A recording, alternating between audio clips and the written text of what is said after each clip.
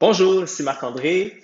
Aujourd'hui, sujet numéro 9, les configurations électroniques. Les configurations électroniques servent à décrire la distribution des électrons d'un atome dans ses orbitales atomiques.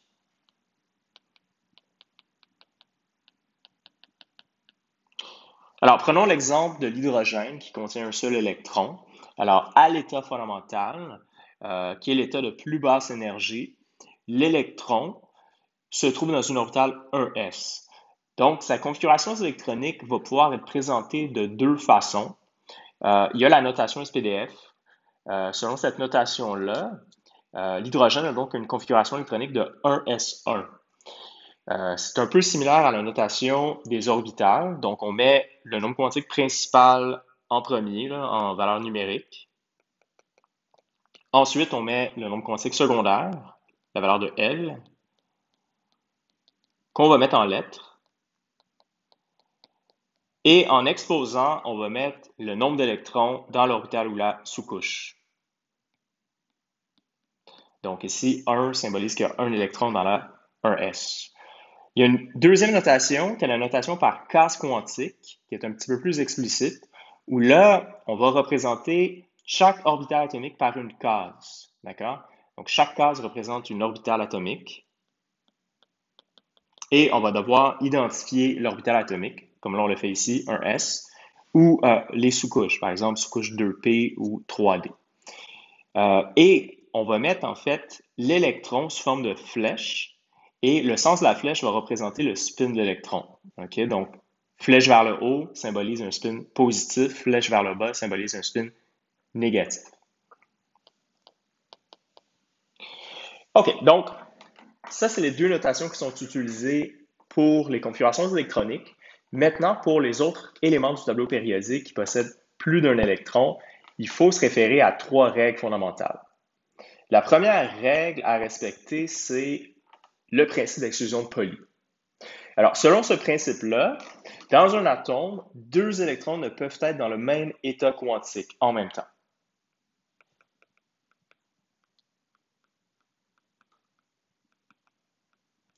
Donc, ce qui veut dire, en fait, deux électrons ne peuvent avoir quatre nombres quantiques identiques là, dans un même atome. Okay?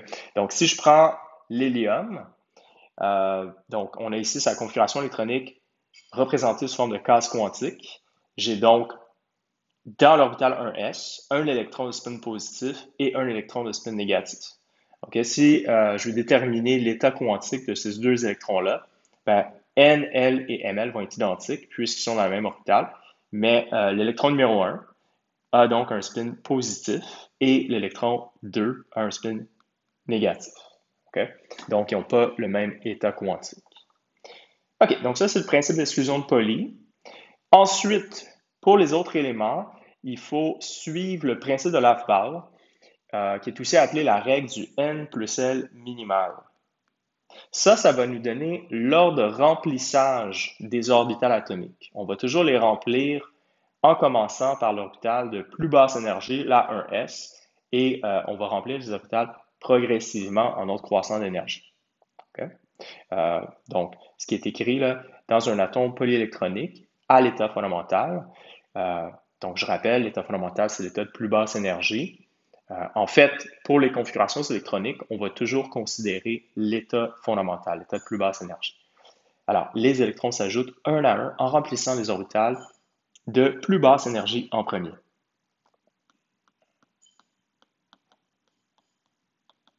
Alors, l'ordre de remplissage, donc, comme j'ai dit, là, ça suit l'ordre du N plus L minimal, la somme numérique de N et de L. Et on peut donc voir qu'est-ce que ça donne comme ordre croissant des énergies des orbitales. Donc, on sait qu'on remplit la 1s en premier, suivi de la 2s, suivi de la 2p, suivi de la 3s, 3p, 4s, 3d, 4p et 5s. On peut noter aussi là, que lorsque la somme n plus L est égale, on donne priorité au n le plus petit. Là. Donc, par exemple, ici, là, la 2p versus la 3s, la somme donne 3, mais on remplit la 2p en premier puisque le n est plus petit. On peut noter aussi qu'il y a une inversion assez importante. Là. On va remplir la 4s avant la 3d.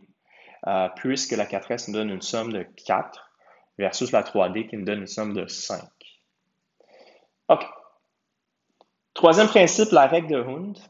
Alors, selon cette règle-là, l'arrangement électronique le plus stable d'une sous-couche est celui qui présente le plus grand nombre d'électrons de spin parallèles.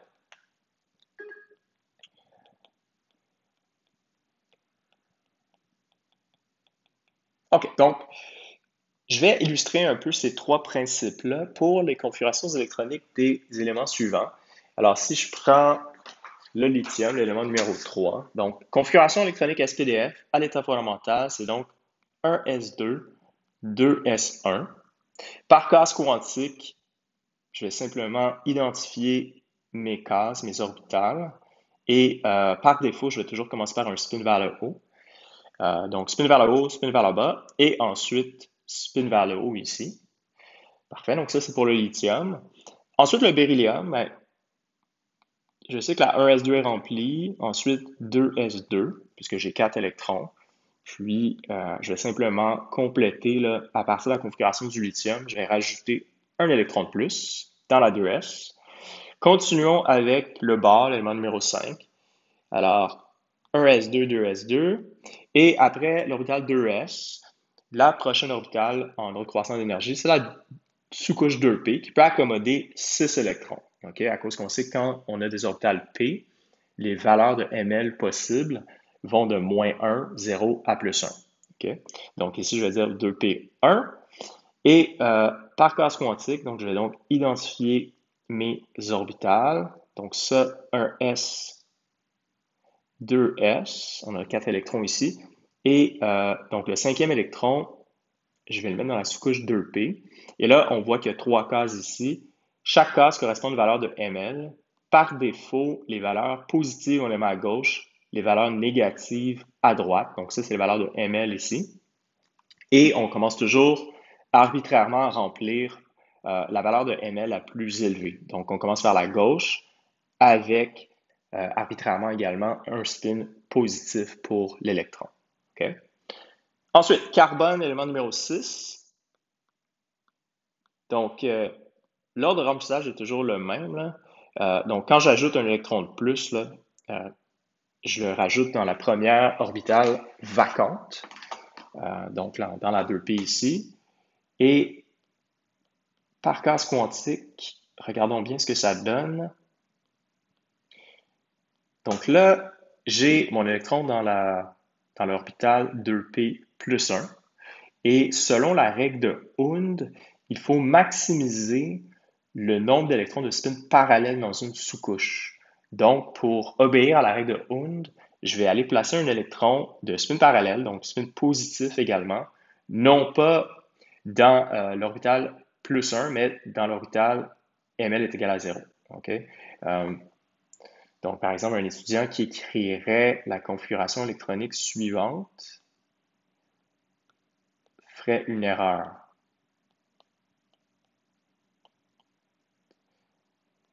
Alors, ceci, par exemple, n'est pas l'arrangement qu'on retrouve dans la nature. Pourquoi? Parce que cet arrangement-là ne respecte pas la règle de Hund et c'est un arrangement, en fait, qui est plus haut en énergie. Donc, cet arrangement-là n'est pas retenu. OK. Continuons avec l'azote, l'élément numéro 7.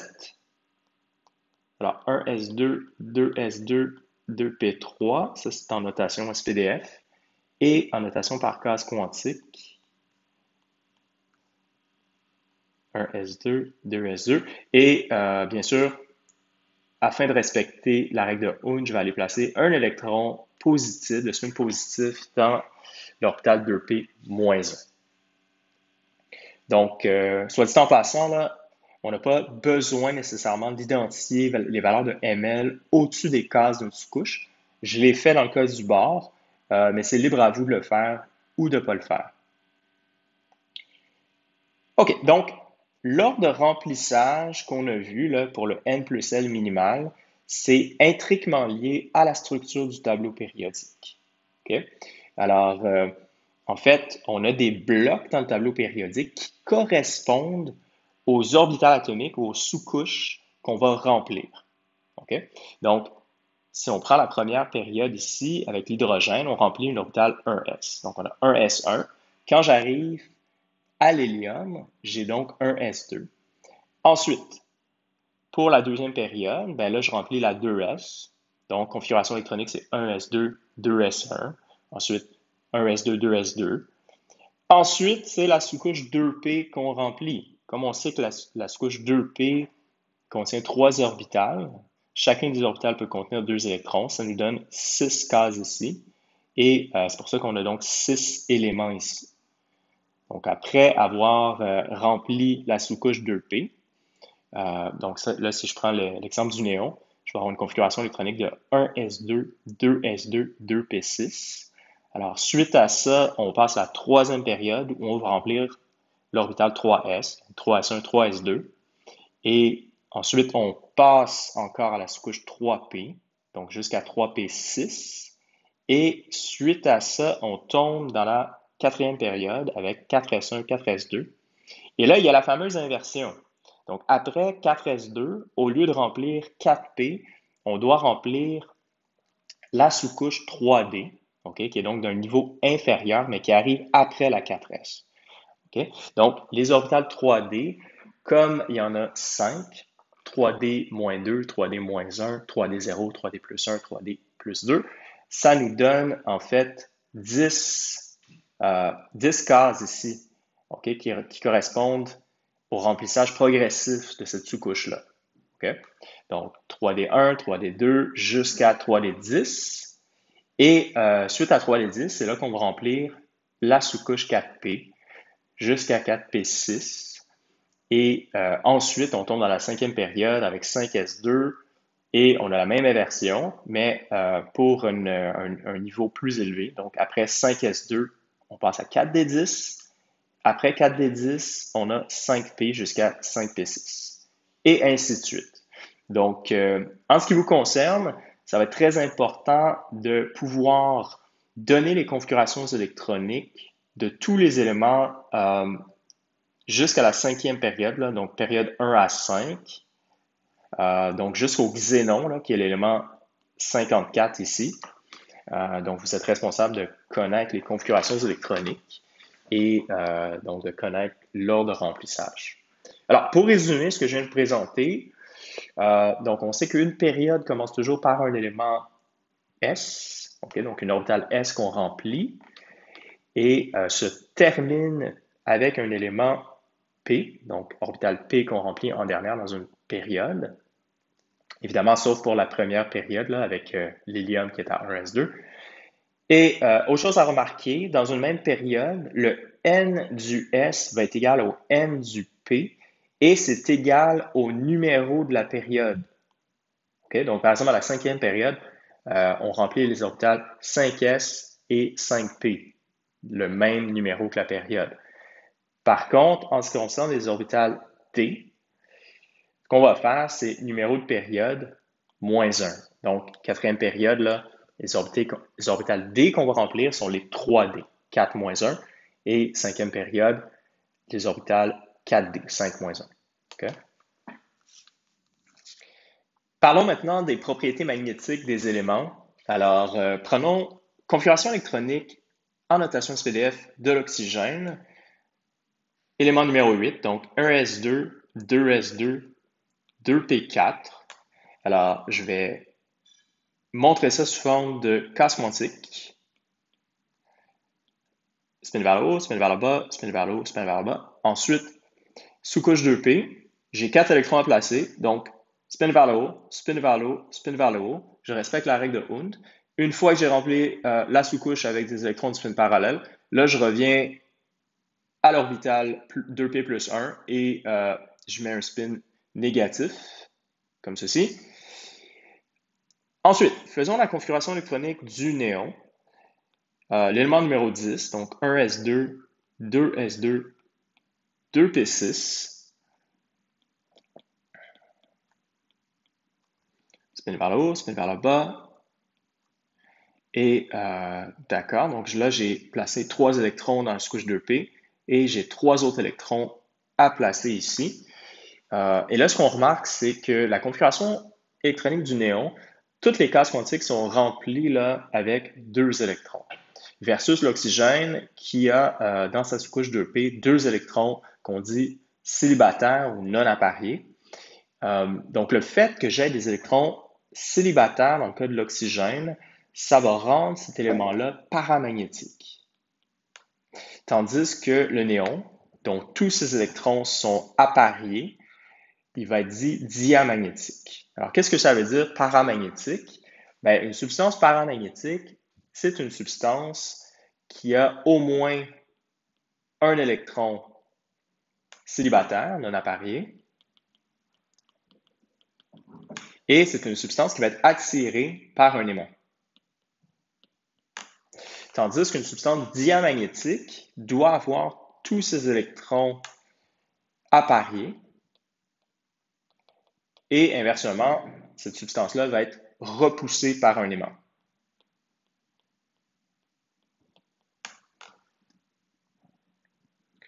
OK, faisons ensemble quelques exercices. Alors, on nous demande, à l'aide de cases quantiques, identifier pour le magnésium, l'élément numéro 12, combien d'électrons se trouvent dans les orbitales L est égal à 0.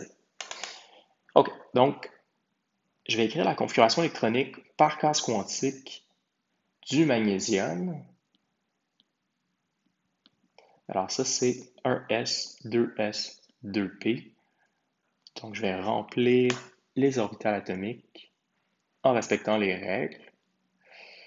OK, donc là, j'arrive à 10 électrons. Donc, j'ai 2 autres électrons à placer. Après la 2p, l'orbitale atomique qui suit en énergie, c'est la 3s. Donc, spin vers le haut, spin vers le bas.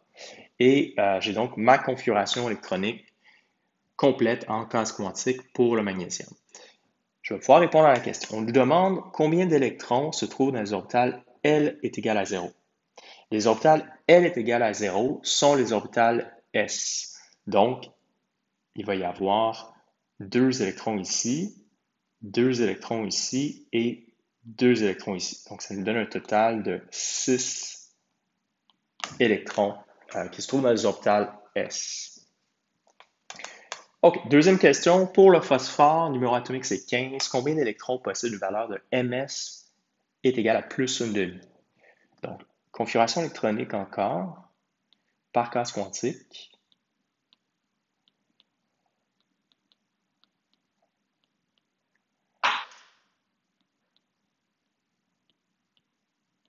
OK, donc là, j'ai rempli 10 électrons. Suite à la 2p, c'est la 3s. Je suis à 12 électrons. Et là, il me reste à placer 3 électrons. Donc, suite à la 3s, c'est la 3p. Et donc là, j'ai 3 électrons à placer. Je vais respecter la règle de Hund, spin vers le haut, spin vers le haut et spin vers le haut. OK, donc, on nous pose la question, combien d'électrons ont un spin positif? Donc, je vais pouvoir les compter. J'en ai 1 ici, 2, 3, 4, 5, 6, 7, 8, 9. Donc, on a ici là, 9 électrons de spin positif. Donc, je vous rappelle que par défaut, là, le premier électron à placer dans une orbitale atomique, on lui donne toujours un spin positif. Okay? Ensuite, pour le potassium, Z est égal à 19. Combien d'électrons possède une valeur de ml de plus 1? Alors, encore une fois, là, je vais faire mes cases quantiques. Donc, l'ordre de remplissage est redondant, hein, c'est toujours la même chose. Alors, 1S, 2S, 2P, 3S, 3P. Donc, je vais faire la même chose que j'ai fait pour le phosphore. OK, donc là, je suis à 15 électrons. J'ai 4 électrons à placer. Donc, je vais remplir 3 électrons de la 3P. La 3P est maintenant saturée. Suite à la 3P, souvenez-vous qu'on va remplir la 4S en premier. Donc, avant la 3D, on remplit la 4S. Ça, c'est la 4S. Et j'ai donc un électron à placer ici que je vais placer avec un spin positif. Là, on nous pose la question, combien d'électrons possèdent une valeur de ml de plus 1? Et pour répondre à cette question-là, ça vaut la peine d'identifier les valeurs de ml au-dessus de mes cases quantiques. Alors, plus 1, 0, moins 1, plus 1, 0, moins 1. Et là, c'est très facile de les identifier. J'en ai donc 2 ici et 2 ici. Donc, ça nous donne un total de 4 électrons. 4 électrons qui possèdent une valeur de ml de plus 1. Il existe aussi une notation abrégée qui est un petit peu différente de la notation SPDF complète. Alors, ce qu'on va faire, c'est qu'on va écrire entre crochets le symbole du gaz rare qui précède.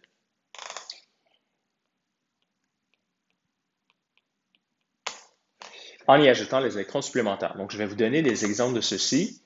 Alors, le carbone élément 6, sa notation SPDF complète à l'état fondamental, c'est 1s2, 2s2, 2p2. Mais je sais que 1s2, c'est exactement la même configuration électronique que l'hélium, l'élément numéro 2. Donc, je peux écrire la notation abrégée de cette façon-là. Donc, entre crochets hélium et suivi des électrons de valence, là, les électrons supplémentaires que j'ai rajoutés, 2s2, 2p2. Okay? Donc, dans ce cas-ci, c'est plus ou moins utile, mais pour des éléments avec plus d'électrons, là, ça peut devenir très, très, très utile. Donc, par exemple, le sodium ici, on sait que 1s2, 2s2, 2p6, ça, c'est la configuration électronique du néon, okay? L'élément numéro 10. Donc, je peux abréger, écrire entre crochets néon comme ceci, suivi de 3s1, donc l'électron que j'ai rajouté suite au néon. Pour le chlore, je vais faire la même chose, je vais utiliser le néon, donc le gaz rare précédent, et je complète avec les électrons de valence, donc 3s2, 3p5. Pour le calcium ici, là, on a dépassé l'argon comme gaz rare, là. Donc argon, donc le gaz rare de la troisième période, suivi de l'orbital 4s qu'on remplit à 2 électrons. Okay? Donc, notation abrégée, ça nous permet de sauver du temps. C'est parfois utilisé dans le livre, mais ça m'étonnerait qu'on vous demande ça aux évaluations, puisqu'on aime bien voir les notations complètes, en fait, pour vérifier que vous avez bien écrit vos configurations électroniques. OK, donc parlons maintenant du concept de électron de valence. Alors, en fait, selon si l'élément est un élément représentatif, je vous rappelle, un élément représentatif, c'est un élément A, donc groupe 1A à 8A, tandis que les métaux de transition sont les éléments des groupes B. Okay? Alors, la règle est différente selon qu'on a un élément représentatif ou un métal de transition. Pour les éléments représentatifs, c'est relativement simple de déterminer le nombre d'électrons de valence, en fait, parce que c'est égal au numéro de la famille. Okay?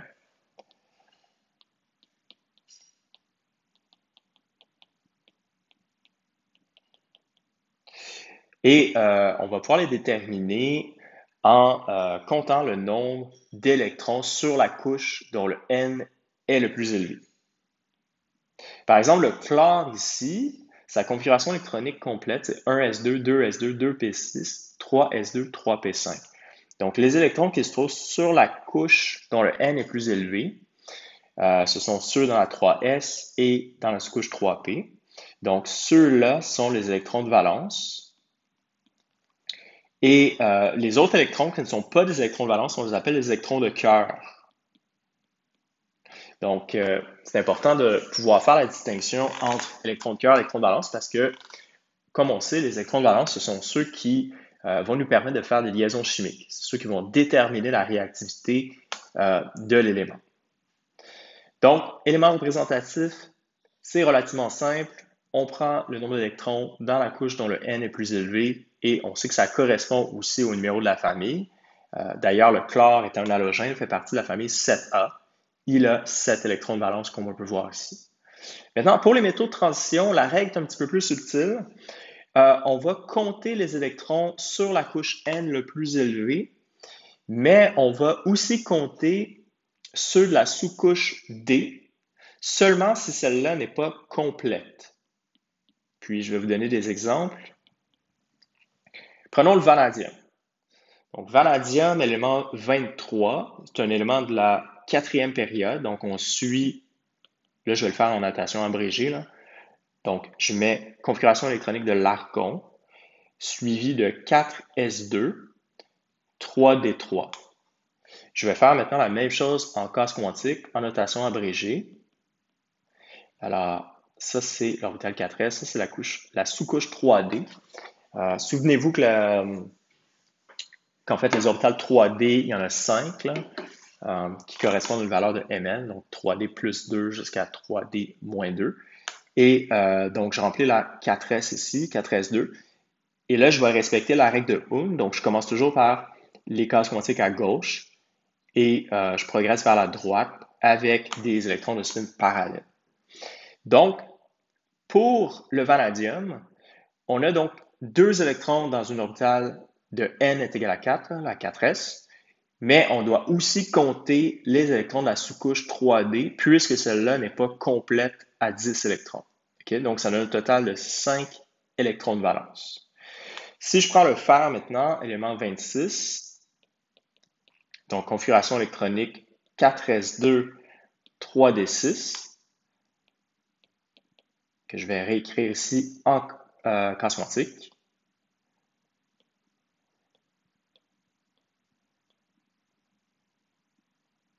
Comme ceci, donc j'ai respecté la règle de Hund et le nombre d'électrons de valence qu'on va avoir ici, c'est donc les 2 qu'on a dans la 4S plus les 6 qu'on a dans la 3D. Donc ça nous donne 8 électrons de valence. Ensuite pour le zinc, qui est l'élément numéro 30, donc je reprends la configuration électronique du fer, mais là je dois rajouter en fait 4 électrons, donc la 3D devient à 10 électrons, donc 3D 10. Et là, il va se passer quelque chose de spécial.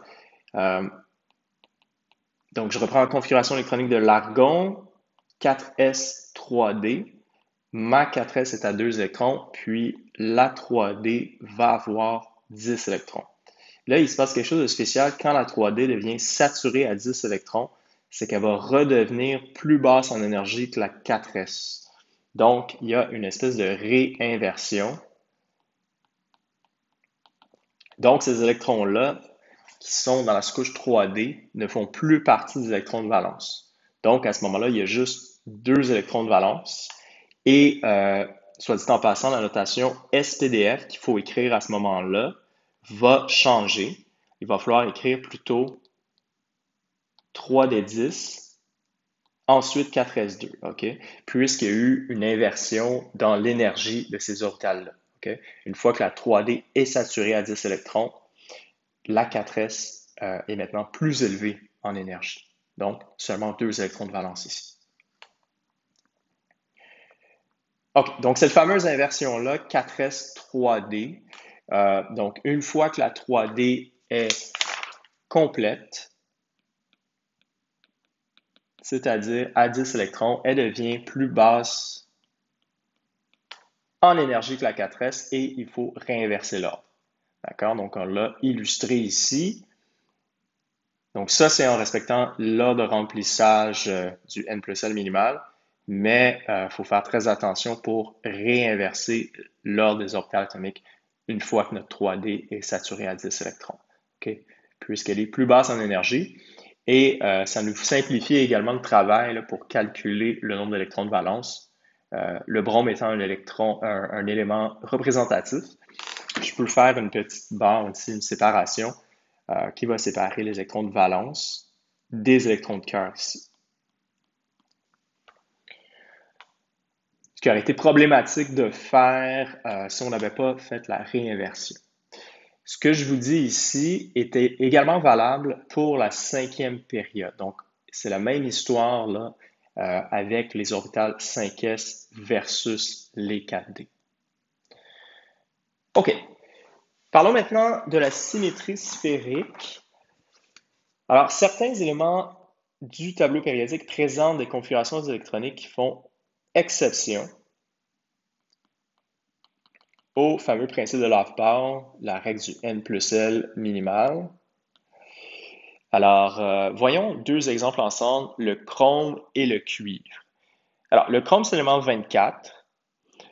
Donc, on va remplir, là, je vais écrire en notation abrégée, j'ai mis argon entre crochets. Suite à ça, on est sur la quatrième période, donc on commence par l'orbital 4s, 4s1, 4s2, et ensuite j'ai 4 électrons à placer. Je vais les placer dans les orbitales 3D. Donc, spin vers le haut, spin vers le haut, spin vers le haut et spin vers le haut. Donc ça, c'est la configuration électronique attendue pour le chrome avec donc 2 électrons dans l'orbital 4s et 4 électrons dans la 3D. Mais ce qu'on observe de façon expérimentale, c'est plutôt la configuration électronique suivante. Donc, ce qu'on observe, c'est qu'il y a un électron de la 4s qui va avoir sauté dans la 3D-2. Et en fait, à l'heure actuelle, c'est un phénomène qui est difficile à expliquer. Certains parlent d'une extension de la règle de Hund sur 2 sous-couches. Certains parlent de symétrie sphérique. Bref, c'est encore débattu actuellement les raisons pour lesquelles on observe ce phénomène-là. Donc, pour ceux qui seraient intéressés à proposer une explication, il reste probablement des prix Nobel disponibles. Mais bref, c'est ce qu'on observe de façon expérimentale. OK, il y a aussi le cuivre qui fait exception. Donc, sa configuration électronique attendue, l'élément 29. Donc, ça, c'est l'orbital 4s, 3D. OK, donc j'ai 5 électrons de plus que le chrome. Donc, on s'attendrait à obtenir une configuration électronique des électrons de valence de 4s2, 3d9. Mais en réalité, là, ce qu'on observe, c'est qu'un électron de la 4s va sauter vers la 3D, ce qui nous donne une configuration électronique de 4s1 3d10. Et là, comme vous savez, une fois que la 3d10 est saturée, elle redevient plus basse en énergie. Et il faut donc réinverser. Puis, on a un seul électron de valence dans l'orbital 4s. Alors, c'est ce qu'on observe en réalité. OK, donc, comme je vous ai dit plus tôt, vous êtes responsable de pouvoir écrire les configurations électroniques de tous les éléments des 5 premières périodes, donc jusqu'à l'élément 54, le xénon. Ici, on a un tableau périodique présenté sous forme de blocs. Et moi, je vous conseille en fait de vous pratiquer à rédiger simplement les blocs du tableau périodique comme on a ici sur une feuille de papier. Ça va vous permettre de mémoriser l'ordre de remplissage des orbitales atomiques et ça va faciliter votre travail lors des exercices. Okay? Alors, par exemple, si on prend, on nous demande la notation SPDF complète du manganèse, l'élément numéro 25. Je peux donc compter de la gauche vers la droite jusqu'à temps que j'arrive à 25. Et ce que je vais faire immédiatement, donc j'arrive à cette case-là. Et à ce moment-là, je peux suivre l'ordre de remplissage là, à l'aide de mon petit tableau périodique par bloc. Donc, j'ai 25 électrons à placer. L'ordre de remplissage est redondant. Donc, 1s2, 2s2, 2p6, 3s2, 3p6. Et ensuite, après la 3p6, là, c'est la 4s, 4s2. Et ensuite, la 3D. Et j'ai donc 1, 2, 3, 4, 5 électrons à placer dans la 3D, ce qui me donne 3D5 comme ceci. Et on peut séparer ici, si on nous demande, les électrons de cœur des électrons de valence. Donc, on peut s'apercevoir que le manganèse a 7 électrons de valence. On nous demande ici à droite d'écrire la notation par case quantique seulement des électrons de valence. C'est ce que je vais faire. Donc, ça, c'est l'orbital 4s et la sous-couche 3D. Donc, j'ai 5 cases ici. Alors, 4s2, suivi donc de 5 électrons de spin parallèle dans la sous-couche 3D. OK, faisons maintenant la même chose pour le tecténium, l'élément numéro 43. Donc, élément numéro 43, là, on va se retrouver dans la cinquième période, juste en dessous du manganèse. Donc, en suivant mes blocs du tableau périodique, je peux retrouver l'ordre d'enchaînement. Donc, 1S2, 2S2, 2P6, 3S2, 3P6. Après 3P6, on sait qu'on a 4S, mais je sais que je vais saturer la 3D ici. Donc, je vais faire 3D10 et ensuite 4S2, ensuite 4P6. Et suite à ça, là, je vais remplir la 5S à 2 électrons et ensuite 4D. Donc, j'ai 5 électrons encore une fois placés dans la 4D. Alors, 4D5.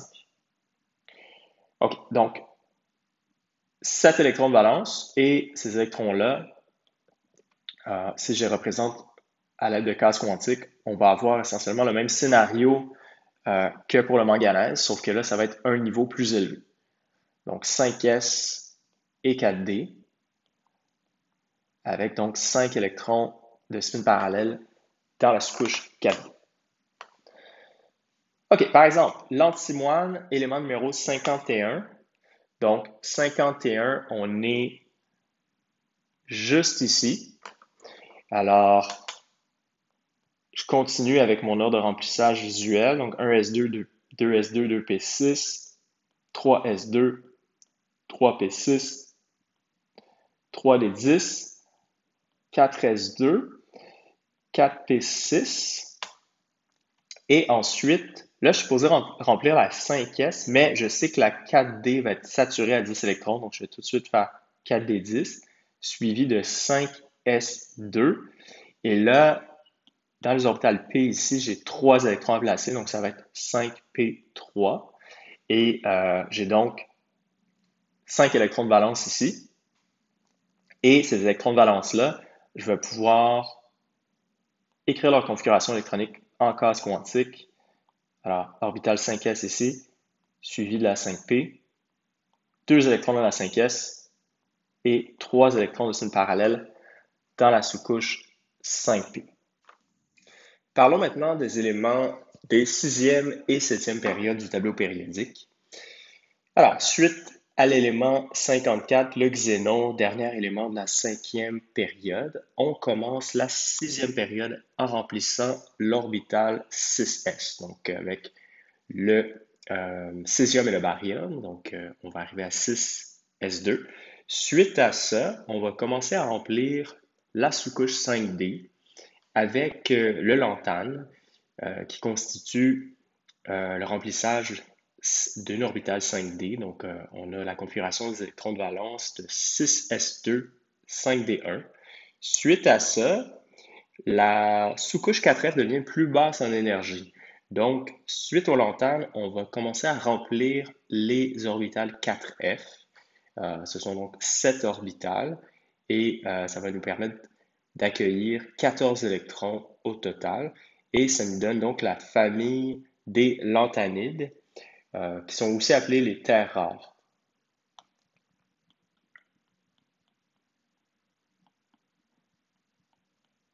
Ces éléments-là sont très recherchés en nouvelles technologies parce qu'ils ont souvent des propriétés magnétiques très intéressantes. Je pense en particulier au néodyme, qui est l'élément numéro 60, qu'on retrouve là dans essentiellement tous les téléphones intelligents ou les tablettes à cause de sa capacité à générer un champ magnétique très très fort pour une masse très très faible. D'accord. Donc, suite à la sous-couche 4F, quand on arrive à 4F14, là, on revient et on va commencer à remplir, on va continuer à remplir la sous-couche 5D jusqu'à 5D10.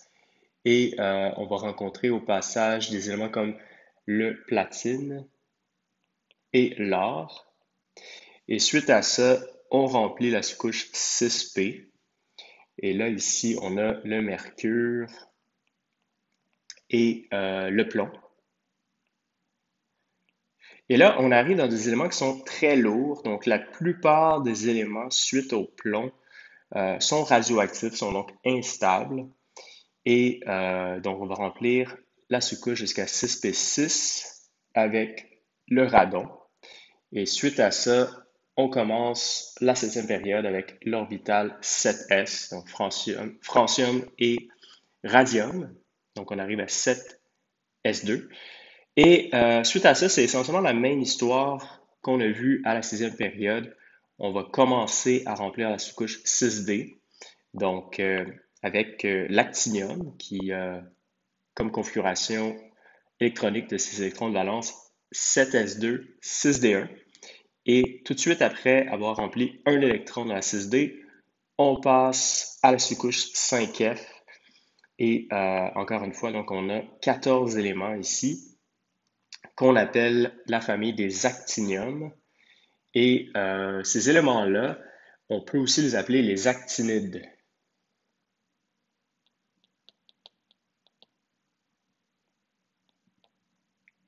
Donc, la plupart de ces éléments-là sont synthétiques. Il y en a certains qu'on peut retrouver sur Terre, dont par exemple l'uranium ici. L'uranium, c'est l'élément 92 et en fait, c'est le dernier élément présent sur Terre de façon naturelle. Et suite à l'uranium, ce sont tous des éléments synthétiques qu'on doit donc créer avec des accélérateurs de particules ou bien dans des centrales nucléaires. Donc, par exemple, l'uranium est utilisé pour créer de l'énergie grâce à la fission atomique. Et un produit de cette réaction-là, c'est le plutonium, qui est l'élément 94, qui est un élément très, très, très radioactif, très, très, très nocif, mais qu'on peut utiliser pour générer de l'énergie, par exemple dans les sondes spatiales. Mais la plupart de ces éléments-là ont des usages très limités en raison de leur radioactivité.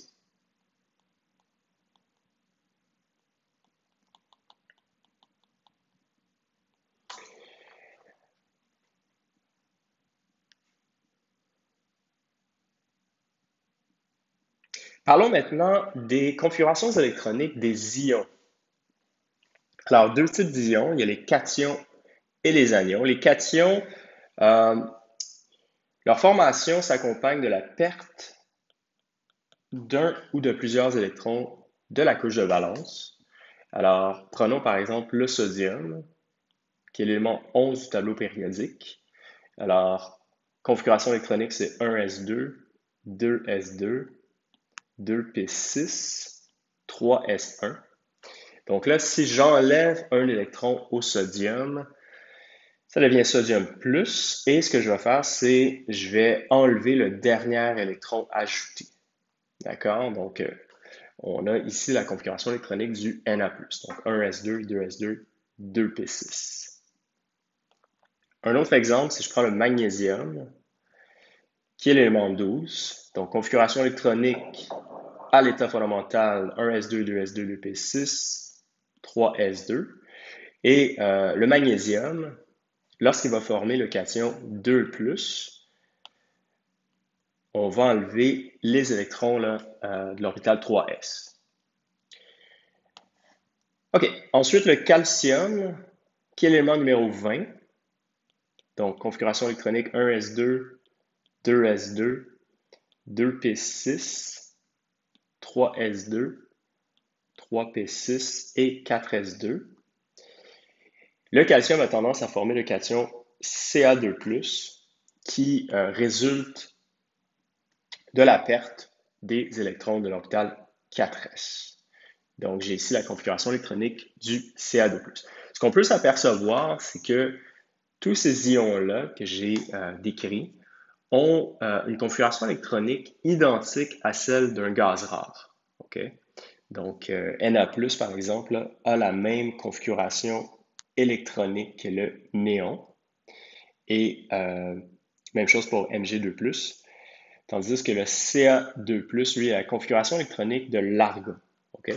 Donc, ces ions-là sont dits isoélectroniques. Donc, ça, c'est un mot clé ici, isoélectronique.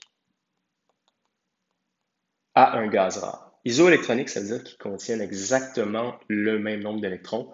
Donc, par conséquent, ils ont une configuration électronique identique. Passons maintenant aux anions. Donc, pour les anions, c'est le contraire. Leur formation implique l'ajout d'un ou de plusieurs électrons à la couche de valence. Alors, si je prends l'hydrogène, configuration électronique, c'est un S1. Et si je forme un anion à partir de l'hydrogène, donc ça devient H-, et cet électron-là, bien entendu, là, va aller dans la 1s, ça devient donc 1s2. On peut souligner au passage là, que H- a la même configuration électronique que l'hélium, donc il est donc isoélectronique à l'hélium. Fluor, élément 9 du tableau périodique, alors 1s2, 2s2, 2p5. Et le fluor va avoir tendance à capter un électron supplémentaire pour former l'anion F-, et sa configuration électronique, c'est simplement 1s2, 2s2, 2p6. Donc, même configuration électronique que le néon. OK, ensuite, prenons l'exemple de l'oxygène. Oxygène, élément numéro 8. Alors, 1s2, 2s2, 2p4. Et l'oxygène va avoir tendance à capter deux électrons supplémentaires pour former l'anion O2-, qui est également donc isoélectronique au néon. OK? Donc, ça va expliquer pourquoi certains ions sont plus stables que d'autres.